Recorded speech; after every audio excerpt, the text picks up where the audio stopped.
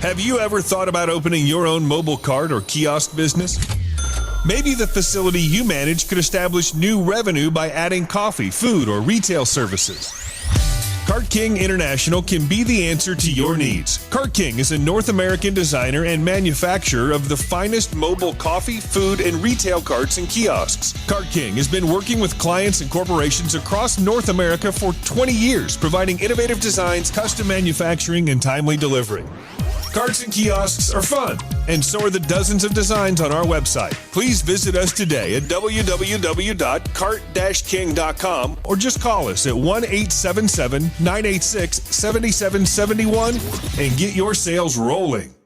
If you find yourself in need of legal representation, it can be a very stressful time in your life. In my career, I have dealt with thousands of lawyers, I've dealt with thousands of law firms, and I can confidently recommend to you Keith M. Davidson at kmdlaw.com. Available 24 hours, 7 days a week. Just log into kmdlaw.com. That's kmdlaw.com. Or you can call toll-free 833-4KMD-LAW. That's 833-4KMD-LAW. Personal injury, wrongful death, STDs, sexual assault, car accidents. They handle it all efficiently and professionally. It doesn't matter how imposing the opposition may be, because the team at kmdlaw.com are battle-tested and fierce. They will not stop until justice prevails. Go to kmdlaw.com or call toll-free 833-4KMD-LAW. If you're in for the fight of your life, stop screwing around and contact KMD Law. PureSoapFlakes.com, 218-568-2525. Have you ever heard of Castile Soap?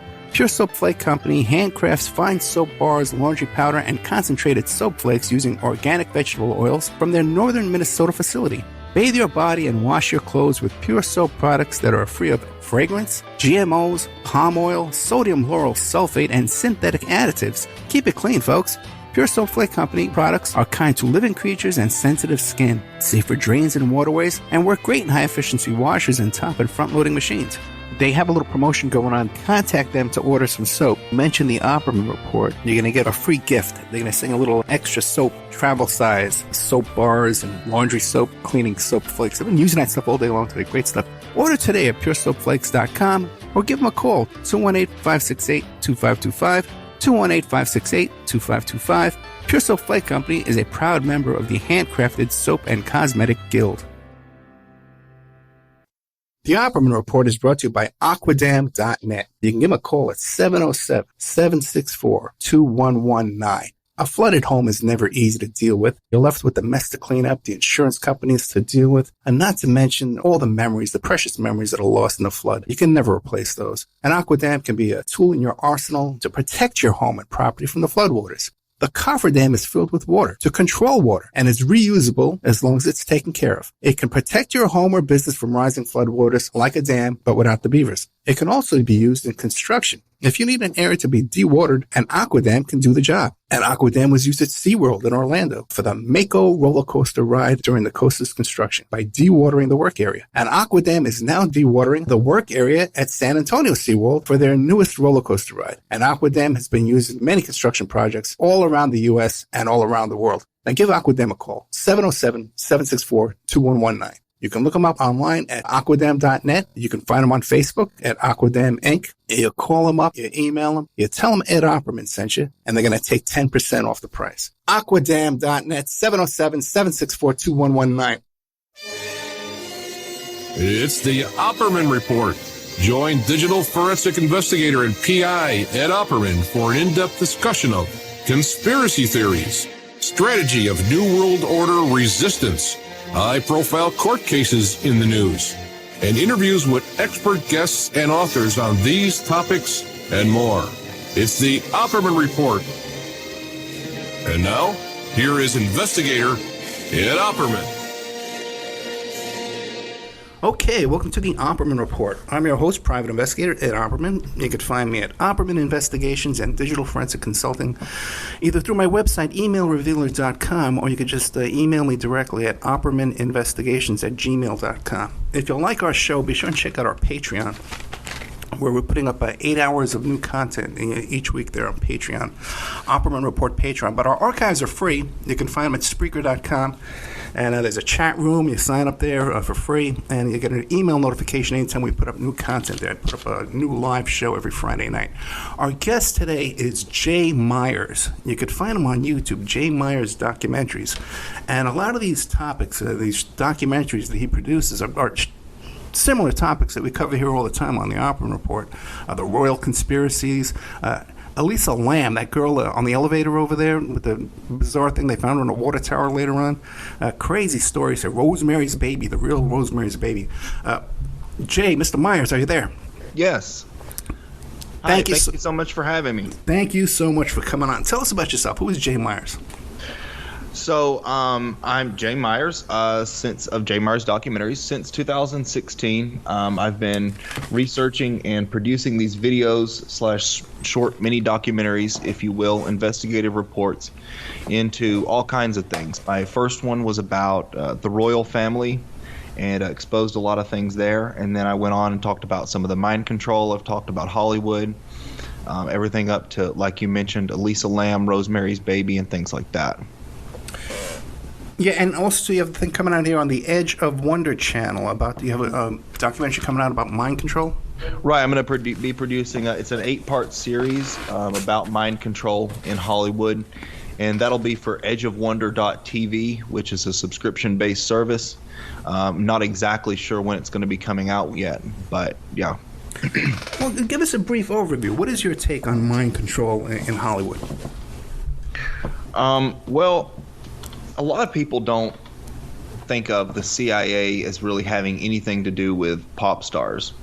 But if you look at projects like COINTELPRO, it's clear that they have long been interested in pop culture and pop culture's ability to affect things, like the Vietnam War. They went after a lot of celebrities that were against that.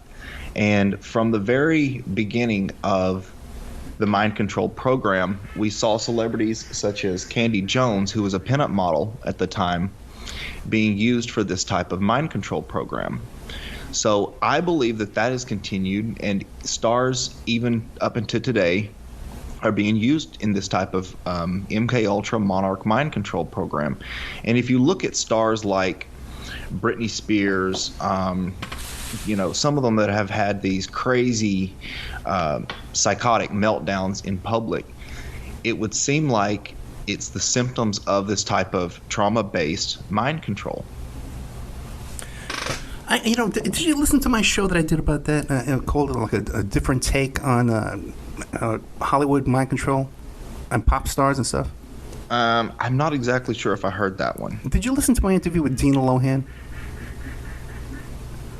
That's Lindsay Lohan's mother, right? Yeah. No, I didn't get to hear that one. Yeah, I've become quite friendly with her, and I got to tell you something. I have a different conclusion about all this, because I was where you are, that I thought that somehow these people, they were brainwashing these kids, But getting to know Dina Lohan, I don't think she would allow that, with her kid. And she's a very sincere woman. But the thing is, I think that they could manipulate, they can portray these, they can still use that same formula to get what they want by just manipulating their portrayal to the public rather than actually taking this kid and hypnotizing him. Mm-hmm. Yeah. Oh, yeah. Absolutely. And I never thought that every single celebrity in Hollywood is mind controlled, and I never actually thought that Lindsay Lohan was. Okay. There's a lot of abuse that takes place in the entertainment industry that doesn't have anything to do with trauma-based mind control. And like you say, everything just from like the paparazzi following you around everywhere to having producers and directors in your ear as a child. All of that, even if we exclude the sexual abuse that we know is taking place in Hollywood, all of that can have a traumatic effect on somebody and leave them in a highly suggestible, controllable state. That's something separate from a sophisticated MK Ultra project to actually control a celebrity. Does that make sense? It does. And let me ask, what is your background in this area? What made you become interested in these kind of topics? Well, I started I've been researching this for a while, but like I said, the first video came out in 2016. I was looking into stuff like that, and I started to research it.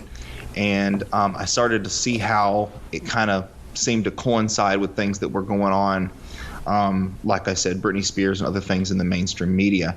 And so I looked into a lot of stuff that Fritz Springmeier was talking about, the books that Kathy O'Brien had written, some of the interviews that she had done, and just kind of put this together, this sort of idea that the MK Ultra evolved, that never ended, and it would kind of make sense that would, if you look back at projects like Artichoke leading up to MK Ultra, it would make sense that it would evolve into a more sophisticated program.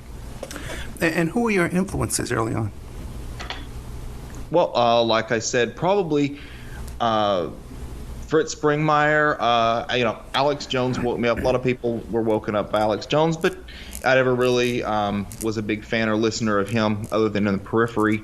Like I said, people that were involved in the mind control research, people that were whistleblowers, just things like that, and putting it together. And then the third documentary that I did was about just sort of a general overview of exposing Hollywood, and went into stuff like that. It ended up getting taken down by the Oprah Winfrey Network and all kinds of crazy stuff. Yeah.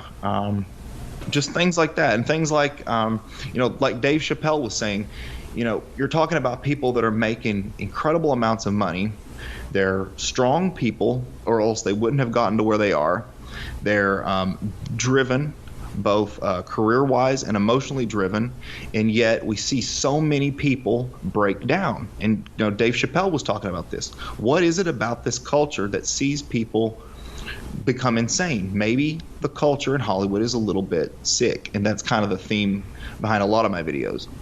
Oh yeah, it's absolutely sick. I can testify to that. Now, you said that the Oprah Network had some stuff taken down. What do you think caused them to take it down? It was completely fair use. I've fought off many of these. Everybody from Robert Johnson of BET to a lot of people have filed copyright infringements because they want to make the money off the video. But if it's fair use, they really are not supposed to. And I've fought off a lot of these claims through fair use, and it is fair use. Well, when this happened with the Oprah Winfrey Network, they claimed copyright on a very small, like 30-second or shorter snippet of an interview that she did with Dave Chappelle. They claimed copyright on it. I filed my rebuttal explaining how it was fair use to the letter of the law, and immediately, usually when you're dealing with a big corporation like this, it takes a few days for it to just work through their system or whatever. Within a couple hours, I got a response back from Oprah Winfrey Network. And I'm just a little YouTuber at the time. I didn't even have a big following. And just denying my counter argument to it. And so basically, I had the choice of either taking it down on my own, letting them own the video, or just letting YouTube take it down and give me a copyright strike, which I ultimately did. But yeah, I think that somebody at Oprah Winfrey Networks did not like that video.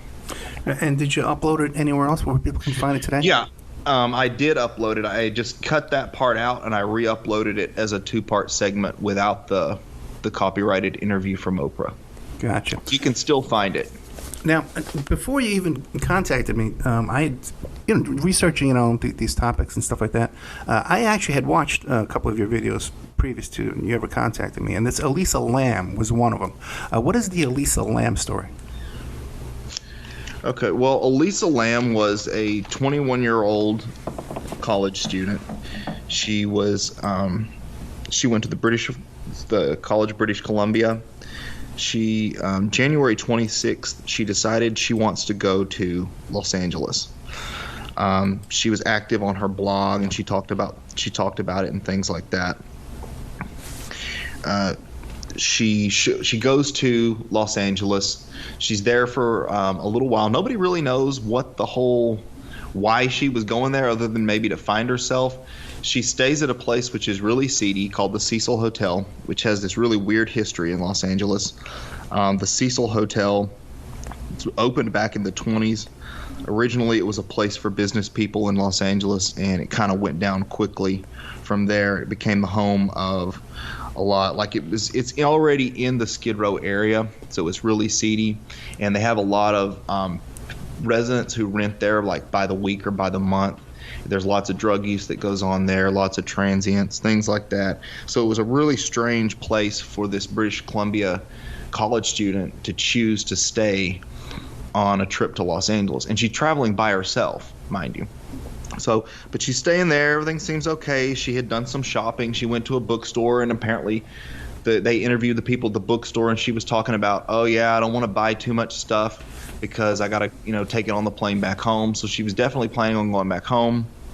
At that bookstore was actually the last time she was ever seen alive. Shortly thereafter, Elisa disappears. And her family comes down from Vancouver, or they live just outside of Vancouver. They come down. There was a search. They put missing person posters up all over the area about her. 2 weeks go by and nothing. They don't have any leads on her.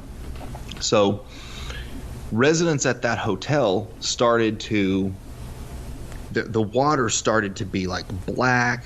It had a really foul odor to it, and they were getting a lot of complaints. So they sent a maintenance guy up to the top of the roof to start to check those water towers up there. And when he did that, he opened one and he found Miss Lam in the tank, naked, floating in the tank, and it was closed. And apparently these tank lids are quite heavy. Like, he had to actually lift the tank, undo it, and then lift it open. So it would be very difficult for her to get in the tank, then close it back on top of herself.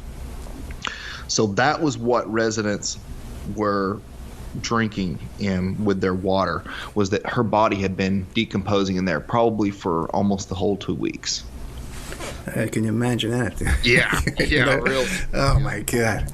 Now, but there was something else about this too, because there was this really bizarre surveillance video from the elevator. Yeah. So after that, during the search for Elisa Lam, the LAPD released this really bizarre footage, and it's strange as to why it would be released, because from the footage, it doesn't really help anybody identify her. It doesn't show any very clear images of her.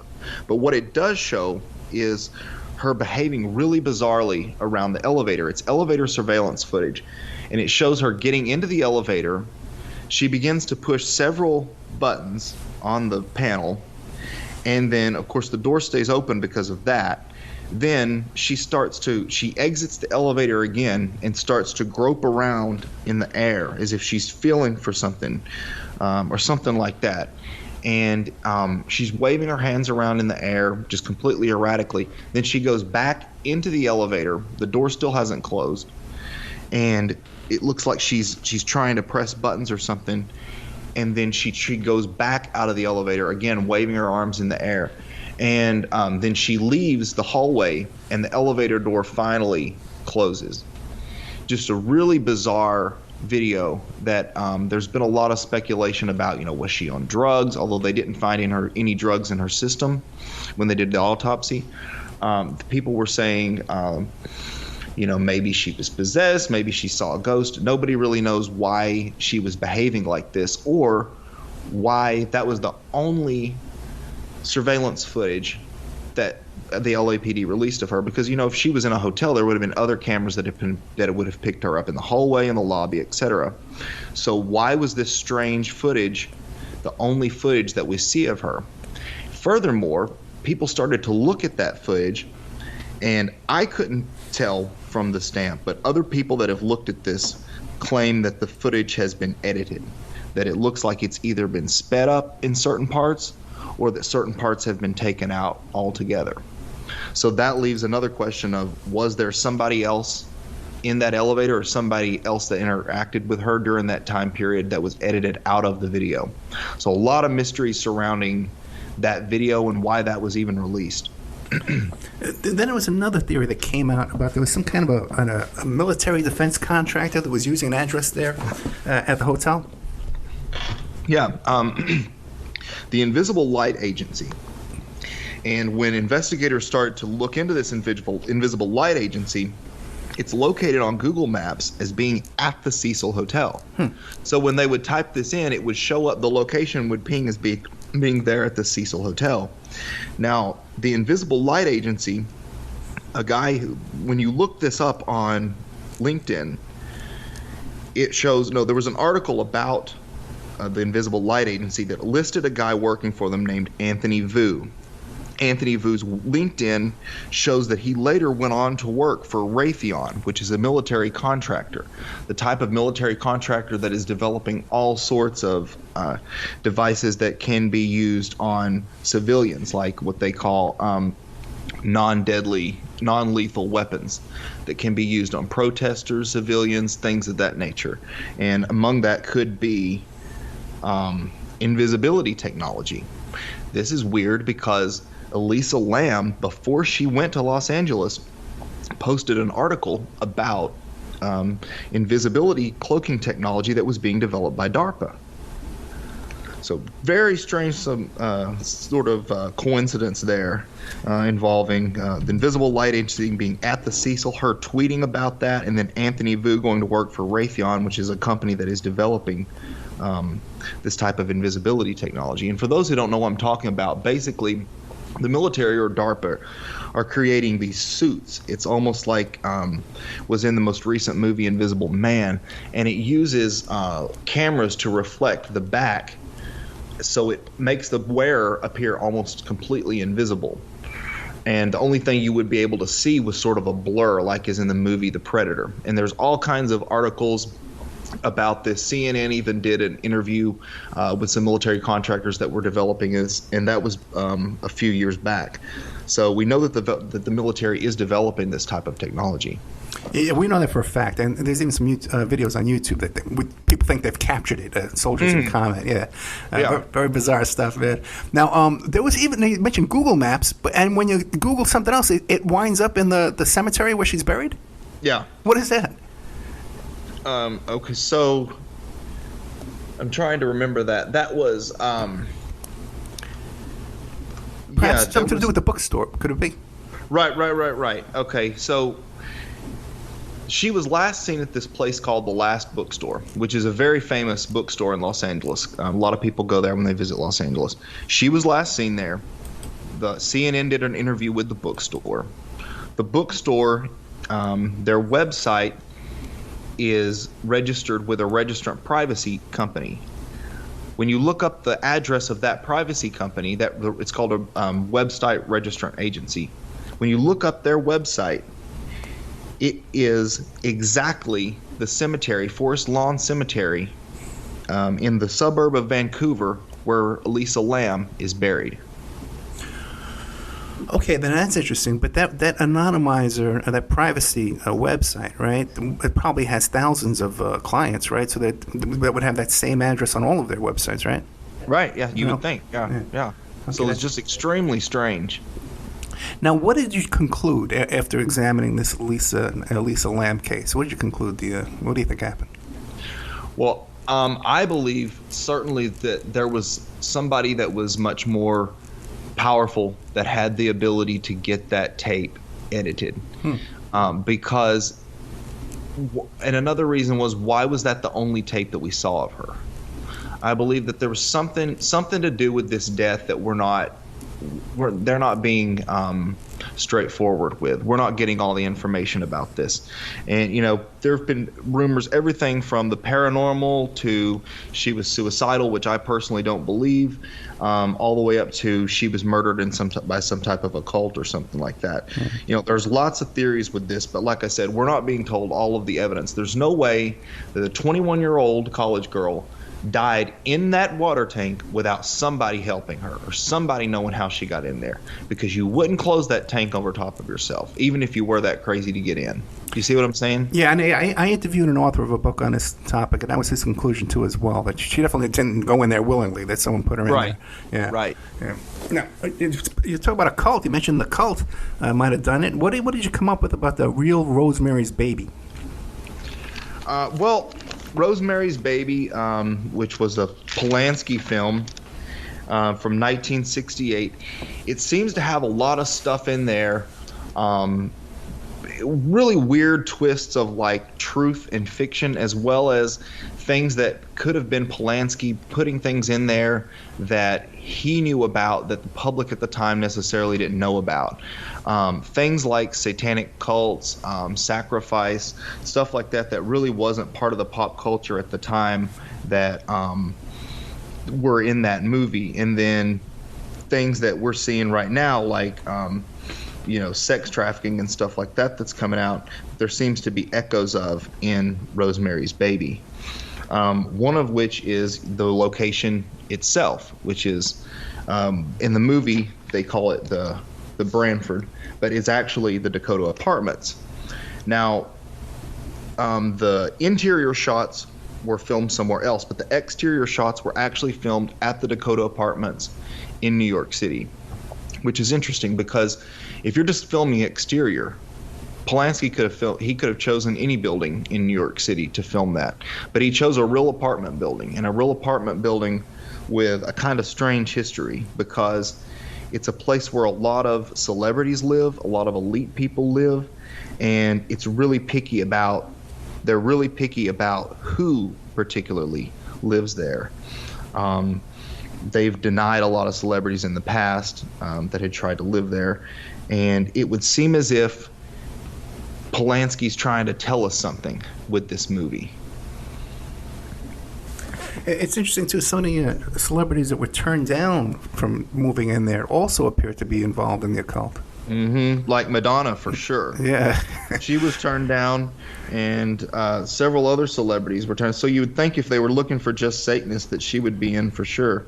But Billy Joel was also turned down. Carly Simon was turned down. Cher. So I don't know what that was about. But it has been the home in the past to Lauren Bacall, Boris Karloff, John Madden, Judy Garland, of course, John Lennon and Yoko Ono. And today, it is still the home of Yoko Ono, Robert Segal, Maury Povich and Connie Chung, and a few other celebrities. That's interesting. I had two guests on here who knew Yoko Ono, and both said she was a witch.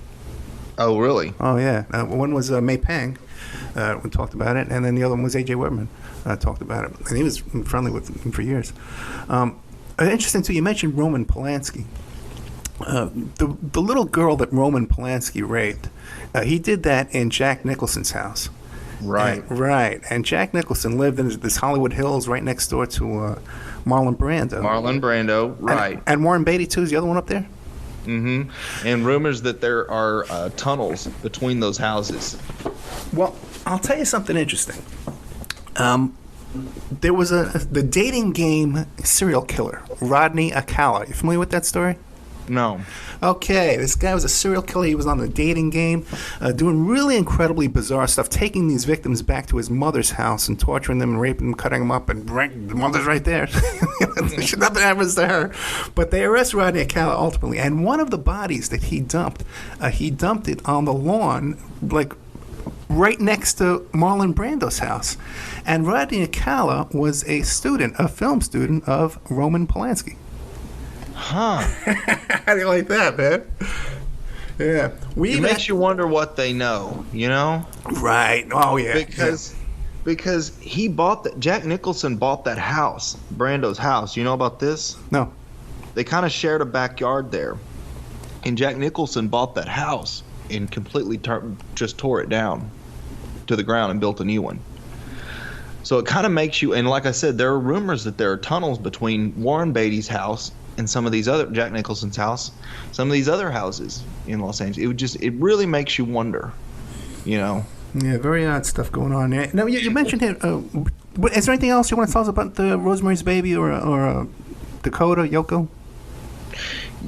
About Rosemary's Baby, yeah. Because in that movie, there's a scene where he's reaching to the bookshelf to grab a book, and his finger rests on a book by Sammy Davis Jr., but the autobiography of Sammy Davis Jr. Sammy Davis Jr. is known to be a Satanist. He's connected with Anton LaVey and Michael Aquino. Now, Anton LaVey once hired Susan Atkins to work in one of his shows that he was producing called The Witch's Review. Susan Atkins was one of the murderers that killed Roman Polanski's wife, Sharon Tate. So there are all these weird twists of truth and fiction and connections back to this movie and things that were happening. And another connection is that Sammy Davis Jr. was in the Rat Pack with Frank Sinatra, who Mia Farrow was married to at the time. Mm-mm. So it makes you wonder how much of this is really truth and how much is fiction, you know? Because if Sinatra's connected to the Satanist, anyway, if he's connected to Sammy Davis Jr., Sammy Davis Jr. is connected to Anton LaVey. Anton LaVey is connected back to Susan Atkins. See, there are just these weird, degrees of separation between this whole movie and real life. Yeah, there was even some talk, too, that Mark David Chapman had a meeting with Kenneth Anger, and some bullets were exchanged, and was involved in some kind of ceremony in Central Park. I've heard about that. You've heard about it, yeah. Yeah, he gave him 2 bullets, and he said, this is for John Lennon. Oh, really? I didn't hear that part. Yeah, he gave him 2 bullets, said this is for John Lennon, and LaVey didn't know what he was talking about at the time, supposedly. And it's interesting, too, that when Yoko and John showed up that night, they were with a whole group of people, and you never hear about anybody coming back. And, who was the entourage around Yoko that night that no one knows who they are. They've never sold their stories. The autopsy photos and stuff like that are still sealed. All the records are still sealed after all these years. And there was another thing, too. Anyway. He sat down and started reading the book Catcher in the Rye. Right. And that has been, a lot of people believe that is a mind control trigger. Yeah. Because Oswald also had that book. And so it was weird because he sits down and he starts he basically read that book until the police pull up. Well, that book is featured in the movie The Shining. Oh, really? Yeah, she's reading that. Shelley Duvall is reading that book in the movie The Shining. And I believe that Kubrick deliberately put that in there because he knows of that book's real importance.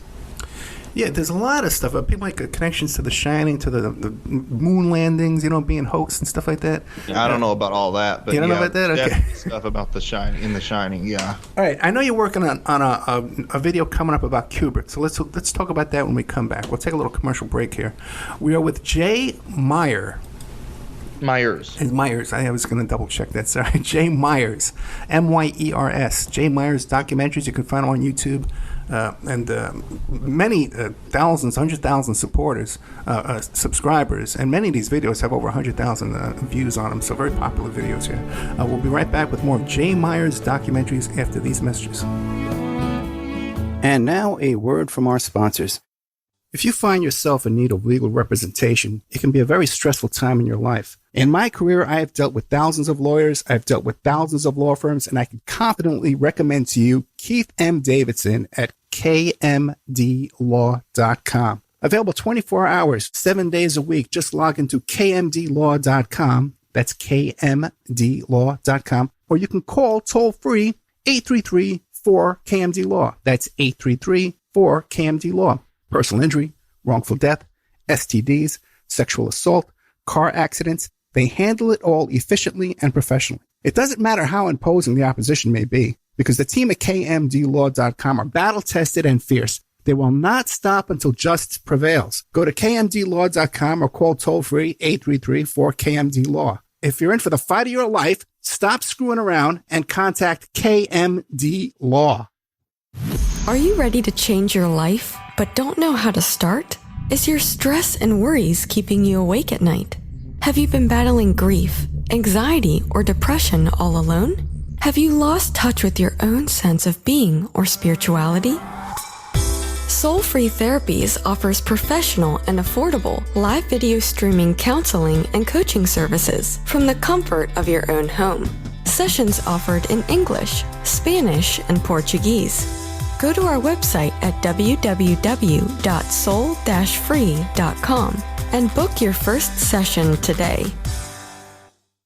The Opperman Report is brought to you by Aquadam.net. You can give them a call at 707-764-2119. A flooded home is never easy to deal with. You're left with the mess to clean up, the insurance companies to deal with, and not to mention all the memories, the precious memories that are lost in the flood. You can never replace those. And Aquadam can be a tool in your arsenal to protect your home and property from the floodwaters. The cofferdam is filled with water to control water and is reusable as long as it's taken care of. It can protect your home or business from rising floodwaters like a dam, but without the beavers. It can also be used in construction. If you need an area to be dewatered, an aquadam can do the job. An aquadam was used at SeaWorld in Orlando for the Mako roller coaster ride during the coaster's construction by dewatering the work area. An aquadam is now dewatering the work area at San Antonio SeaWorld for their newest roller coaster ride. An aquadam has been used in many construction projects all around the U.S. and all around the world. Now give Aquadam a call, 707-764-2119. You can look them up online at aquadam.net. You can find them on Facebook at Aquadam Inc. You call them up, you email them, you tell them Ed Opperman sent you, and they're going to take 10% off the price. Aquadam.net, 707-764-2119. PureSoapFlakes.com, 218-568-2525. Have you ever heard of Castile Soap? Pure Soap Flake Company handcrafts fine soap bars, laundry powder, and concentrated soap flakes using organic vegetable oils from their northern Minnesota facility. Bathe your body and wash your clothes with Pure Soap products that are free of fragrance, GMOs, palm oil, sodium lauryl sulfate, and synthetic additives. Keep it clean, folks. Pure Soap Flake Company products are kind to living creatures and sensitive skin, safe for drains and waterways, and work great in high-efficiency washers and top and front-loading machines. They have a little promotion going on. Contact them to order some soap. Mention the Opperman Report. You're going to get a free gift. They're going to send a little extra soap, travel size, soap bars and laundry soap, cleaning soap flakes. I've been using that stuff all day long today. Great stuff. Order today at puresoapflakes.com or give them a call, 218-568-2525, 218-568-2525. Pure Soap Flake Company is a proud member of the Handcrafted Soap and Cosmetic Guild. It's the Opperman Report. And now, here is investigator Ed Opperman. Okay, welcome back to the Opperman Report. I'm your host, private investigator Ed Opperman. We're here today with Jay Myers and Jay Myers documentary. You can find him on YouTube. Fascinating collection of documentaries he's put together here. We've been talking about a few of them, Rosemary's Baby and the Elisa Lam story. Jay, what do you have to tell us about the Stanley Kubrick? Eyes Wide Shut. More movies that kind of like Rosemary's Baby are very predictive of what has been happening in pop culture, and at the same time had a lot of truths, unspoken truths woven into them. One more point I wanted to make about Polanski before we move on is he's made two films about high-level Satanism. One being Rosemary's Baby, and another being Ninth Gate. Have you seen that one? I don't think I have, no.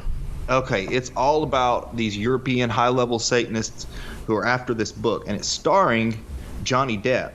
Oh. Who's big. He's big into the occult himself, best friends with Damien Eccles of the West Memphis Three. And the movie's all about him basically working for these really wealthy satanic people, and it depicts a meeting of these people in robes doing a satanic ritual, again, at another Rothschild mansion. And as you know, Depp's lawyer listens to this show. So oh, he does? Oh, okay, well. Yeah, we found that out. I don't think it said too much. But. No, we're fine. I forgot I was going to ask you something, but it slipped my mind. It slipped my mind, sorry. But back to Kubrick. What did you come up with on him? Well, if you look at movies that he made, like just starting back with Lolita, and he made, The Shining, and then of course his last movie, Eyes Wide Shut. He's always been trying to show us that there's another truth behind what is commonly known in American pop culture. And if you look at movies about Lolita, how we have the Lolita Express, and that was this idea of pedophilia and incest, and that's a theme that we see in a lot of his movies. And how, for instance, in The Shining, the kid Danny gets abused by his father, and he's wearing a Mickey Mouse shirt in the scene where the abuse happens. I think all of this stuff, Kubrick is trying to tell us something, and he puts things in there. Some are subconscious, some are he means for us to see, and it's sort of a way of weaving together truth and fiction in a way that tells a deeper truth. Yeah, and Kubrick, at the end of his life, was living in a piece of property, had a moat around it. He was so concerned about his own safety. Mm-hmm. Yeah. Extremely concerned about his own privacy. And his daughter, at the time that he died, was in some type of Scientology cult. Did you know about that? I didn't know about that, but there's definitely connections to all this with Scientology and the Process Church of Final Judgment clearly involved in it. And by the way, too, we were talking before about Polanski. Polanski suspected Papa John Phillips as being involved in this, and actually broke into his house to try and get a copy of his address book to match the handwriting against the handwriting on the walls inside the house there. And Papa Phillips, I have the INS document that connects him to the Process Church and the Charles Manson cult as well. Well, you know what he was involved with his daughter. Right, again, yeah. Yeah. So, yeah. Again, the same pattern over and over. Now, off the air, we were talking a bit about the Whitney Houston. Now, you believe Whitney Houston was murdered? Because I was telling you, I was in L.A. that night when all that was going on. Well, there's definitely lots of strangeness with her death, and I do believe that she was murdered, because the night before, they had an incident where she almost drowned in the bathtub, and the person before... The person in the room below her reported flooding coming from the room above him, which would have been Whitney Houston's room. And apparently the bathtub was overflowing. And then it was the next night that we found her not face up, like if she had just, she had passed out on drugs or something while taking a bath. She was actually face down in the bathtub. A lot of people don't realize that. And after her body was discovered, it was ordered that her body remain up there in that hotel room until the Grammy party that was going on in the hotel lobby was over with. So that was I thought it was very sort of satanic to leave a body up there, knowing, you guys continue to party, knowing that one of the biggest pop stars in music history and, icon of pop music at the time was up there in her room dead. And, who knows if they, made trips by to see the body or what all was going on. Yeah, but, I got to tell you, because I'm from Vegas, so I'm familiar with parties and the Billboard Music Awards. I've been around that stuff. But being in L.A. and it was in Hollywood where I was that night, it was the most incredible scene I've ever seen in my life. Fights everywhere, just people just wasted, trying to get into crash parties all over the place. Very evil feeling that night. Demonic energy. Yes. There was definitely something very odd there. What about, you mentioned about Seth MacFarlane and Family Guy. What is that about? Lots of stuff between, there was a lot, the show Family Guy by Seth MacFarlane, there had been a lot of stuff in that show that he seemed to be putting in his show that he was trying to tell us that he probably would not have been able to tell us through the mainstream media. And I'm not saying that he's this great guy, that he's trying to warn people or whatever, but I do definitely believe that he slips little bits of truth into those shows that he does. And it wasn't until after I finished that video that some people pointed out to me that he has been open about, supposedly he was on one of the 9/11 flights and he got off at the last minute, and he was on one of those flights that hit the World Trade, one of the ones that crashed. And he's done just all kinds of stuff in his videos, everything from the Bushes to things that were like, he talked about Tom Cruise in one of his videos. I'm trying to remember because it's been a while since I did that video, but he talked about. No. The thing about 9/11, has he been interviewed about that? Is there a recording of him talking about that? It was an interview. Apparently, I don't necessarily have the interview, but yeah, and the whole Caitlyn Jenner thing before Bruce became Caitlyn Jenner, he did a thing where Bruce comes out as a woman dressed on stage, and I can tell you this. That was known. We knew about that. Yeah, I knew about that around the Tiger Woods case. When the Tiger Woods case was going on, I heard the whole story about Bruce Jenner transitioning to a female. So it was known around Well, that would Hollywood, make sense. Yeah. Yeah, because Gossip my idea circles. is that he just puts little stuff like that in there, and then nobody can say anything, or else they would be outing themselves. Does that make sense? Yeah, it does. Now, how would he get the information? Like he's like an insider? Just and all being this? an insider. Yeah, just being like, same way you found it out, Star Whackers. That's Randy Quaid. What do you got going on there? Yeah, Randy Quaid. People don't know is that he fled to Canada. I forgot what year it was, claiming that his property that had been stolen from him, that there was some deal involving his brother Dennis Quaid, and the lawyer for both of them was trying to steal their properties. He claimed that a lot of stars like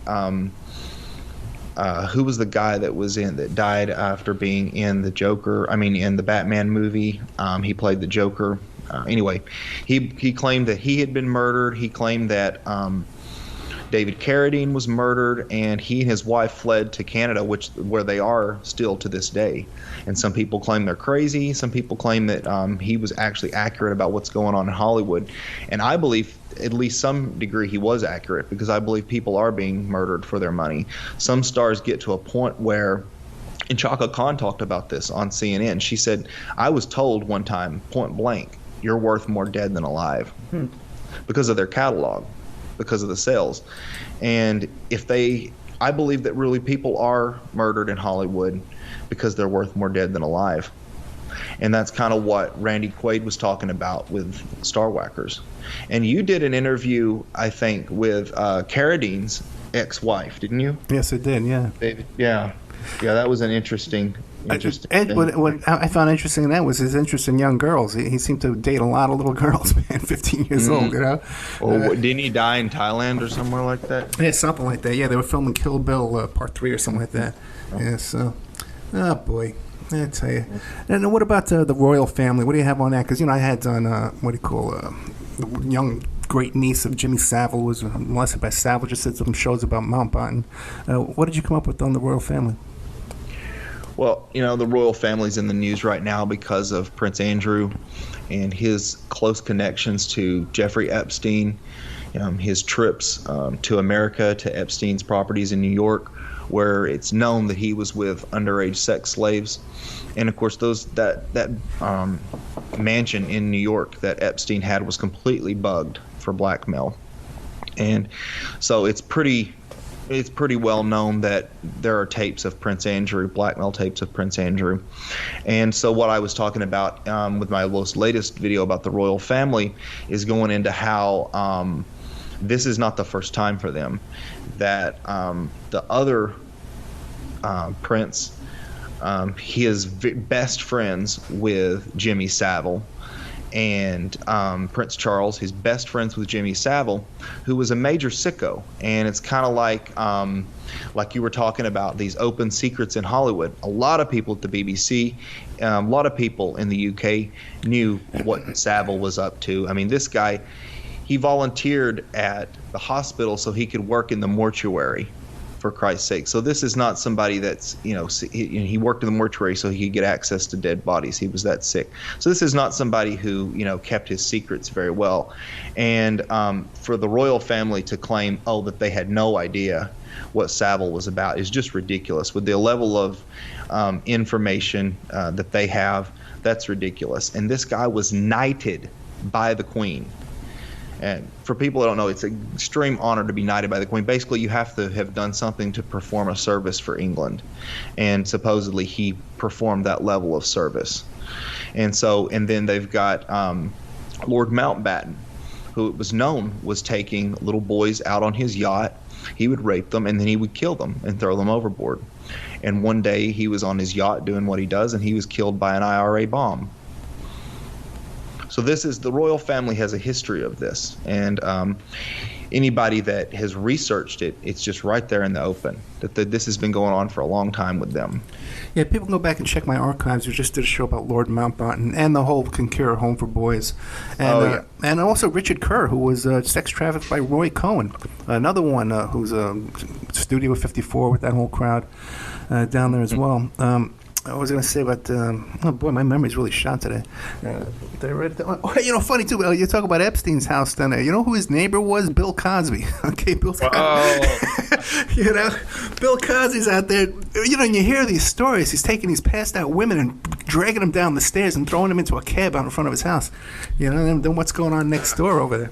Yeah, you can't make this kind of stuff up. I mean, you really. And then, of course, Cosby, that ties back to the Playboy Mansion, which is right back to Hollywood and the tunnels and everything we were talking about. Well, the thing in the tunnels under the Playboy Mansion, that turned out to be a hoax. That was an April Fool's joke. Okay, now they said, that came out on April Fool's, but that doesn't necessarily, and it was the Playboy Mansion that said that. So that doesn't necessarily mean that they didn't just put it out on April Fool's to say it was an April Fool's joke, because they're nowhere did they say it was a joke. Oh, no, yeah. If you go back and look it up now, they say it's a joke, yeah. People say it was, but the Playboy Mansion never did. Okay, I'll have to double check that, but I pretty much think that's debunked. Okay, but no, well, they say it was debunked because it came out on April 1st and because Warren Beatty denied it. That's the only real evidence against it. Well, the thing is, what would the purpose be of tunnels under there? It would take you so long to get around under tunnels when you could just drive right up to the mansion in the front door.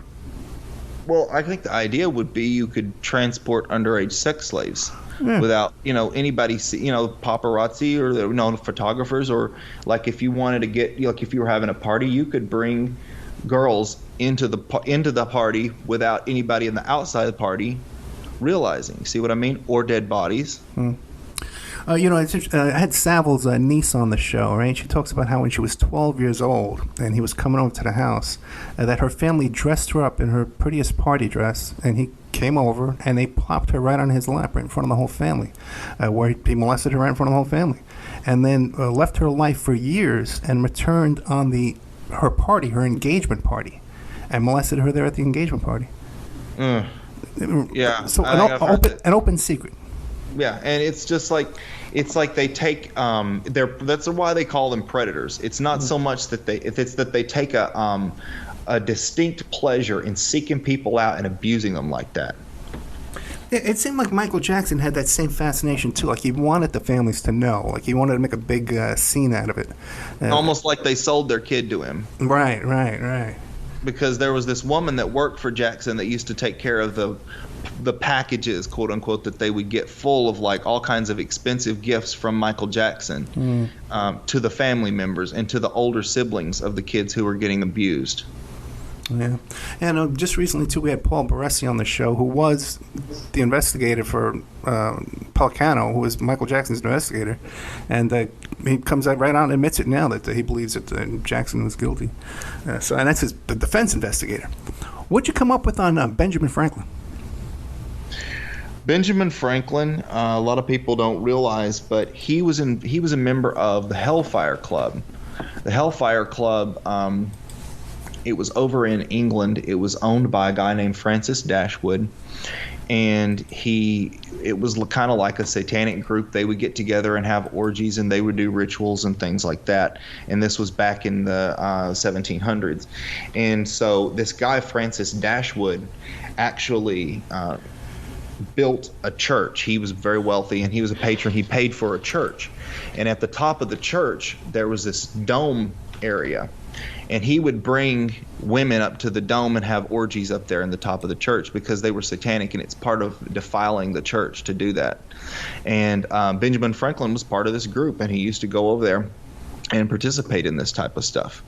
And so that's kind of what the Benjamin Franklin documentary was talking about, and how a lot of the founders of the country were Freemasons, and they were bound through that secrecy.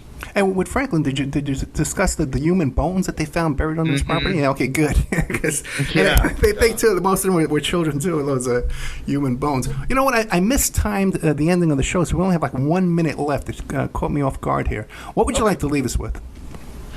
Well, like I said, I just kind of the central theme of my channel is, exposing things that aren't talked about in the mainstream media. Everything that is coming out today about the royal family, the cryptocracy, the sexual abuse, the pedophilia. And I believe that a lot of these ideas and these themes were woven into movies in the past and fictional works in the past in ways that put it into the public's consciousness without being direct about it. And they did it in a way where they could get away with it. And that's kind of the central theme of a lot of my documentaries. So I hope people go over and check out the channel. Yeah, don't forget it's Jay Myers Documentaries, and keep an eye out too for Edge of Wonder channel. Right, I'll be doing a show for that coming up soon. About mind control. Thank you so much, Jay. Thank you. Good night. And now a word from our sponsors. If you find yourself in need of legal representation, it can be a very stressful time in your life. In my career, I have dealt with thousands of lawyers, I've dealt with thousands of law firms, and I can confidently recommend to you Keith M. Davidson at kmdlaw.com. Available 24 hours, 7 days a week. Just log into kmdlaw.com. That's kmdlaw.com. Or you can call toll-free 833-4KMD-LAW. That's 833-4KMD-LAW. Personal injury, wrongful death, STDs, sexual assault, car accidents. They handle it all efficiently and professionally. It doesn't matter how imposing the opposition may be, because the team at kmdlaw.com are battle-tested and fierce. They will not stop until justice prevails. Go to kmdlaw.com or call toll-free 833-4KMD-LAW. If you're in for the fight of your life, stop screwing around and contact KMD Law. Have you ever thought about opening your own mobile cart or kiosk business? Maybe the facility you manage could establish new revenue by adding coffee, food, or retail services. Cart King International can be the answer to your needs. Cart King is a North American designer and manufacturer of the finest mobile coffee, food, and retail carts and kiosks. Cart King has been working with clients and corporations across North America for 20 years, providing innovative designs, custom manufacturing, and timely delivery. Carts and kiosks are fun, and so are the dozens of designs on our website. Please visit us today at www.cart-king.com or just call us at 1-877-986-7771 and get your sales rolling. PureSoapFlakes.com, 218-568-2525. Have you ever heard of Castile Soap? Pure Soap Flake Company handcrafts fine soap bars, laundry powder, and concentrated soap flakes using organic vegetable oils from their northern Minnesota facility. Bathe your body and wash your clothes with Pure Soap products that are free of fragrance, GMOs, palm oil, sodium lauryl sulfate, and synthetic additives. Keep it clean, folks. Pure Soap Flake Company products are kind to living creatures and sensitive skin, safe for drains and waterways, and work great in high-efficiency washers and top and front-loading machines. They have a little promotion going on. Contact them to order some soap. Mention the Opperman Report. You're going to get a free gift. They're going to send a little extra soap, travel size, soap bars and laundry soap, cleaning soap flakes. I've been using that stuff all day long today. Great stuff. Order today at puresoapflakes.com or give them a call, 218-568-2525, 218-568-2525. Pure Soap Flake Company is a proud member of the Handcrafted Soap and Cosmetic Guild. Are you ready to change your life, but don't know how to start? Is your stress and worries keeping you awake at night? Have you been battling grief, anxiety, or depression all alone? Have you lost touch with your own sense of being or spirituality? Soul Free Therapies offers professional and affordable live video streaming counseling and coaching services from the comfort of your own home. Sessions offered in English, Spanish, and Portuguese. Go to our website at www.soul-free.com and book your first session today. The Opperman Report is brought to you by Aquadam.net. You can give them a call at 707-764-2119. A flooded home is never easy to deal with. You're left with the mess to clean up, the insurance companies to deal with, and not to mention all the memories, the precious memories that are lost in the flood. You can never replace those. And Aquadam can be a tool in your arsenal to protect your home and property from the floodwaters. The cofferdam is filled with water to control water and is reusable as long as it's taken care of. It can protect your home or business from rising floodwaters like a dam, but without the beavers. It can also be used in construction. If you need an area to be dewatered, an Aquadam can do the job. An Aquadam was used at SeaWorld in Orlando for the Mako roller coaster ride during the coaster's construction by dewatering the work area. An Aquadam is now dewatering the work area at San Antonio SeaWorld for their newest roller coaster ride. An Aquadam has been used in many construction projects all around the U.S. and all around the world. Now give Aquadam a call, 707-764-2119. You can look them up online at aquadam.net. You can find them on Facebook at Aquadam Inc. You call them up, you email them, you tell them Ed Opperman sent you, and they're going to take 10% off the price. Aquadam.net, 707-764-2119. OppermanReport.com. Hey, do you like what you're hearing? You can support that work by becoming a member at OppermanReport.com. And as you have access to over 200 exclusive shows, can't find them anywhere else online, exclusive to our member sections. Also, too, there's images, videos, documents, court docs. And don't forget, you can hear your ad played here on the Opperman Report, reach hundreds and hundreds of thousands of people on a daily basis because the show is repeated every day all over the world. Contact me at OppermanReport@gmail.com and I'll give you a good deal on advertising rates.